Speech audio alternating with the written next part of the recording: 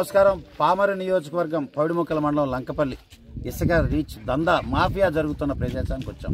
స్థానిక ఎమ్మెల్యే ఖైరాని కుమార్ కనుసరణలో 5 సంవత్సరాలుగా జరుగుతుంది. ఇది మొన్న ఇటీవల 6 నెలలు వ్యాపారం స్లో అయ్యేసరికి డబల్ లైన్ రోడ్డు కృష్ణానది లోపలికి వేసుకున్నాడు.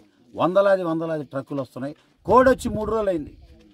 కోడ్ వచ్చి 3 రోజులైనా చుట్టుపక్కల క్వారీలు అందరూ కూడా వైసీపీ నాయకులు సర్దేసుకున్నారు. చాలే దోచేసుకుందని సర్దుకున్నా ఇక్కడ ఎమ్మెల్యే ఇంకా తన ఆశ తీరలా, ఇంకా ఏదో సంపాదించాలి, ఏదో చేయాలని ఈరోజు 3 రోజులైనా కోడ్ నడుస్తున్నా ఇంకా యథేచ్ఛగా సాగిస్తున్నాడు.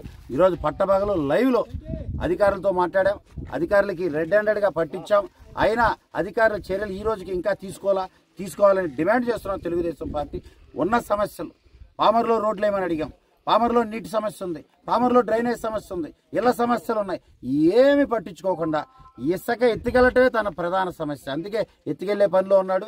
అన్ని 50 టన్నులు 60 టన్నులు లారీలు వెళ్తున్నాయి. రోడ్లన్నీ పాడు చేశాయి. మేము ఒకటే డిమాండ్ చేస్తున్నాం, ఎమ్మెల్యేకి భయపడి అధికారులు చర్యలు తీసుకోవట్లా.